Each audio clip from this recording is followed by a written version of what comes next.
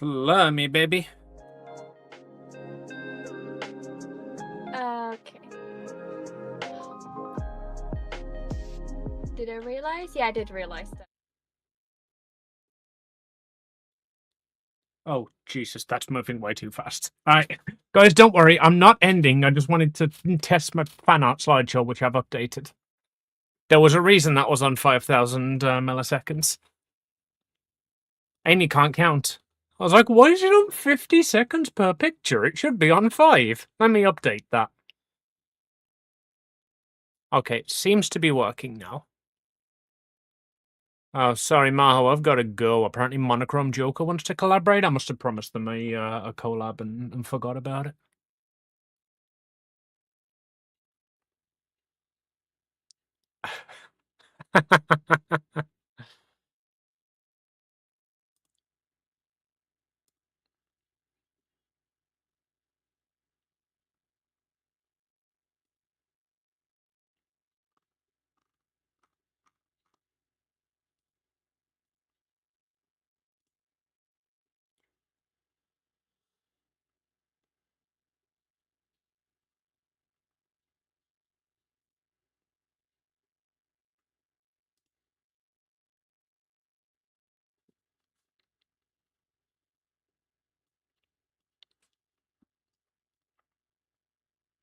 Whoa, thank you for the resub, you simp.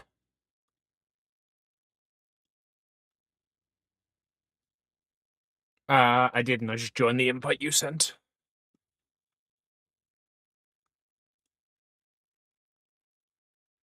Well, I'm in the shared chat, and the chat is being shared, so don't do anything. Monochrome Joker cancelled their request to join. Twitch, go home, you're drunk.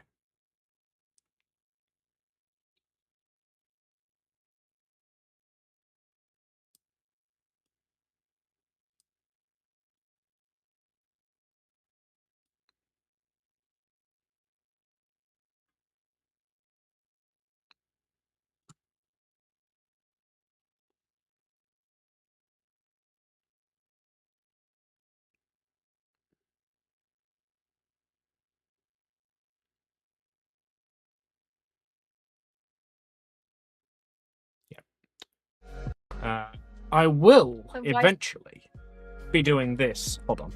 This chat.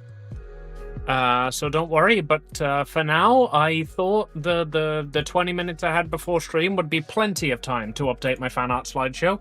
Turns out it was not. I've received a lot more fan art than I thought I had since I actually fucking posted this. We should do that too. Have somewhere still, I think, a folder for fan art that I got. Some of it are just like emotes I got for free for exchange or something like this, or things that I actually commissioned. I really want to commission art of Mahon. At the same time, I don't. Because, like, you know, like, I'm reworking her all the time, and I had this discussion with my mom, about like how I feel about my current VTuber model and how now is the time, if I really switch to Live2D, how I can, you know, like, excuse everything I'm doing. There was the entire mindset of like actually thinking if I should exchange the blonde hair for white to go full monochrome, or at least get rid of the rainbow again. But at the same time, I just sit there and like, nah, no, wait. Like, I printed 5,000 business cards and all of them have rainbow hair, you know? Everyone wants this specific card in the card deck. Still have to design the card deck. Oh, but everyone wants the card deck with this card included.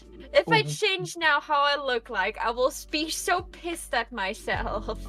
Oh, I see you hiding there in Twitch chat. Yeah, I saw no woo. In YouTube chat, sorry. In YouTube chat. God dang.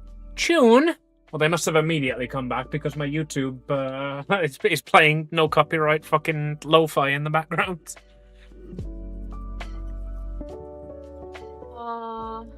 I have lo-fi on for everyone. That way, everyone can enjoy loaf. Everyone can enjoy the loaf, and Enjoy the loaf. We are drawing cats today. Testing YouTube delay over Twitch delay. YouTube delay is about 30 seconds. That is because you need to add a delay over there in order to enable captions.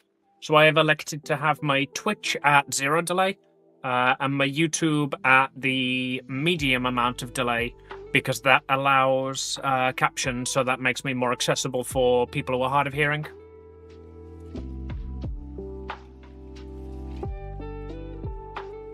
Really want captions for my videos, you know, like but I know that I speak very, very strangely sometimes, so I have the feeling like captions will not understand what I want. I mean, everybody knows that the auto captions aren't perfect. The thing is, like, it's an option. Like, you know, some captions that are a bit imperfect are better than no captions. Yeah. That's one of the main reasons I wanted to, like, start going onto YouTube and TikTok, is because there's a lot more accessibility. People can view it on phone if they want. Like, I know, like, a lot of my viewer base is on mobile. So I figured if I can offer a vertical live stream, then I can do that. And then when I started to do that, I realized that YouTube also offered closed captions, and I was like, holy fucking shit, this is great. Oh, perfectly? I don't know if that is sarcasm or not. I mean, you speak English a lot better than you think you do. Really? I have the feeling I butcher, like, sentence structures and words all the time. Like, when I make clips of myself and I hear myself talking again, I'm like, oh my god, what the fuck? What the frick did you just say? Sorry, I forgot you're on YouTube. Are we already 10 minutes into the stream? Oh, thank Apparently god. so. So, I can say frig. You speak better English than me. How? You're a native English speaker. 11 minutes. That's good. We just need to get over the 10 minutes mark, then I can accidentally curse from time to time and no one will be mad at me. Wait, really? At least for the frick word. If it's not in the first 10 minutes, you probably won't get demonetized even if you let it in. You should probably edit it out afterwards. So that's when the bot stops looking, basically. Yeah, like that's what I got recommended for YouTube videos or YouTube streams in general. Like, there are some words that are, you know, in insta demonetization, words you should never say. A word that people from England love to say. And then there's like the, you know, like time to start guessing random words. I know exactly which one it is. I'm not going to start guessing random words. Yeah. Any good at it, Mo? Yeah, but you actually know what you're saying. My brain just, you know, like goes into a big box of words it knows and then just like puzzles them together to make a sentence structure and hopes it's right. Sheep. Show me a picture of sheep. I also, I'm pretty sure I'm missing a lot of images. You mean for yeah, for my fan art, yeah.